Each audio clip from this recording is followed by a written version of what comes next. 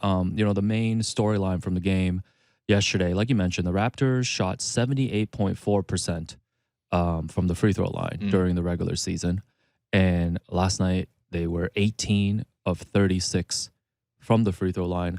Don't even have a single player I can blame on this. I feel like it was just an overall effort. That's how you know from the that team. There was an external factor that affected So this. there was a guy like Fred, he shoots 90% on foul shots, and he split all 3 times he went to the line. So I think everybody knows by now that it's gone viral that DeMar DeRozan's daughter Diar was courtside, sitting with a super fan, and I think you noticed the screaming pretty early on, right? Like how in the could arena. you not? Yeah, you could hear. And here's the thing: it was loud on the broadcast too. But sometimes what you hear in the broadcast is not necessarily what you hear in an arena. And I'm here to tell you, like, you can't. First off, you can't sit further away from the screaming than where we are. Okay, yeah, usually it's just Will screaming. Well, yeah, that's why we're situated there, so they can't hear me screaming. But like the booth is so far up; it's in the 600s. Very few people even sit in the 600s. I think you need like a Class C like box. Like if you're like an organization, but you're not like a big one, like you might be able to sit in one of those boxes. A mid organization to watch a mid team, right? So we're in one of those, and we can hear from there. No, here's the we have a clip here, a sample of what people heard on the broadcast. So here's the clip. To do this, all right. Particular game, if he steps the wrong way or something. Visit to Florida State. Asked me, what did you? Patrick said I was down for whatever Coach Hamilton. Underrated passer, doing a nice job. In terms of the total number or the quality of shots, I'm comfortable. Tell me, life is really good for him right now. He's in a good headspace coming in. So my defense has been sharply lowered. So DeMar was asked about this after the game, and he said that he did hear some screaming during the game and didn't really notice until I think within the flow of the game when he looked over that it was his daughter. And he did explain afterwards how his daughter ended up at the game yesterday. Here's what DeMar said. It's crazy. My daughter called me the other day when she was getting out of school, and she was just, she just said, "Dad, can I come to the Toronto game?" I remember going to all the Toronto games when she was a kid, and I almost said no because she in school back home. She kept asking. She was just adamant about coming to support.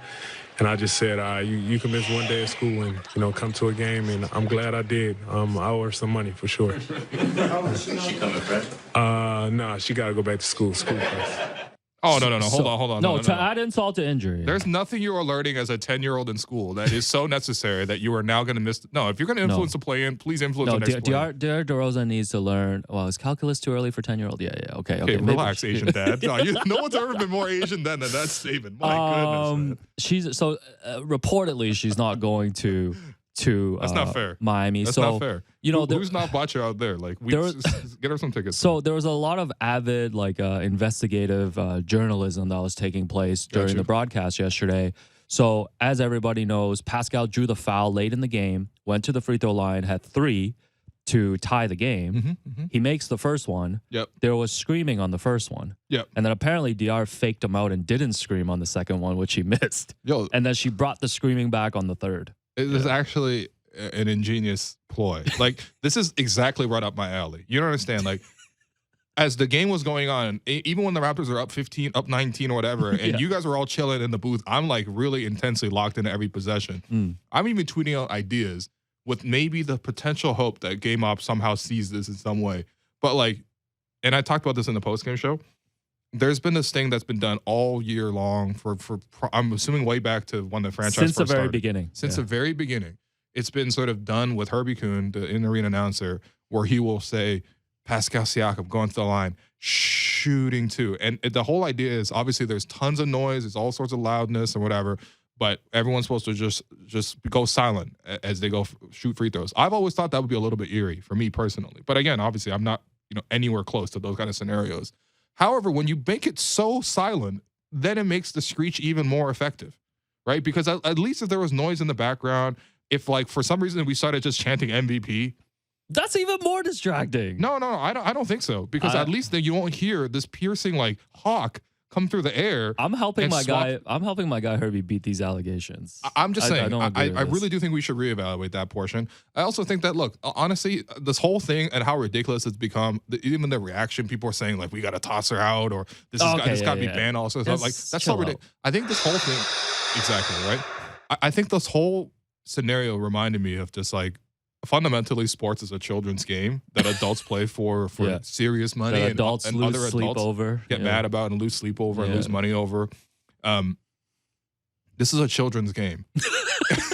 At the end of the That's your day. conclusion at the end of the And season. exactly. How This else is do you child's explain play. this? You know, I was explaining this to my partner this morning as I woke up to like go back on my scooter to OVO, and I had like 2 minutes to explain what happened last night, and I was just like, "Here, look at this clip," and like she was just laughing, her head off Yeah. over this whole No, this idea is- because this is this is hilarious. really just a game at the end of the day. Like this is what you would do in, No. in grade 5 when you are playing for like lunch money. Like you would be doing this. So honestly, all due respect to the DeMars family, man. That was actually it's very memorable. It's very memorable what happened. Yeah, I will say too, like, Herbie doing the shush, like, at the very beginning, it was because, basketball was new to a huge audience here back when the team started. And that was like a prompt to make sure that they weren't cheering, Okay. like during the thing. You think we got it after 30 years? Yeah, you know what? Some people might still need to be educated. I- I'm Team I- Herbie on this one.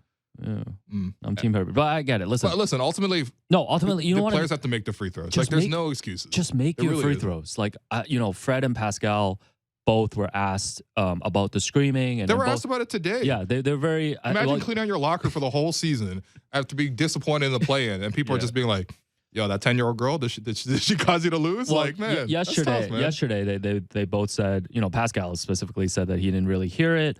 Scotty was asked about it today, and he said, "quote For sure, it was quiet in the gym. She was yelling. I was trying to figure out who it was. I don't know if it really had an effect. We went 18 for 36, so it had to have an effect somewhat. She did a great job. I think the biggest conclusion from this is just make your free throws. Make your free throws is a non-story. But again, this is why this thing, thinking back the morning after, is kind of so funny because you have to understand, like, organizations put so much Yes. effort and intensity into getting any possible edge, right? We're talking about like they've renovated the entire OVO facility to put in those TVs and those giant monitors with the sophisticated like tracking system that I think used to be used in some sort of warfare, right? Like they use like a weapons technology to get the tracking of the arc of the ball, and they have all the sport view data, and they have like hundreds of people employed. They get paid millions of dollars. These guys work out a ton, and they spend so much effort. And the whole idea is to gain any marginal advantage because of how competitive this whole game is. And one 10-year-old girl sitting courtside screaming would very likely swung a whole playing game. Again, this is why you have to sometimes sit back and laugh. Like, it really is a children's Life game. is really good for Oh him my right God. now. He's in a good. I'm literally hearing this in my nightmares, man.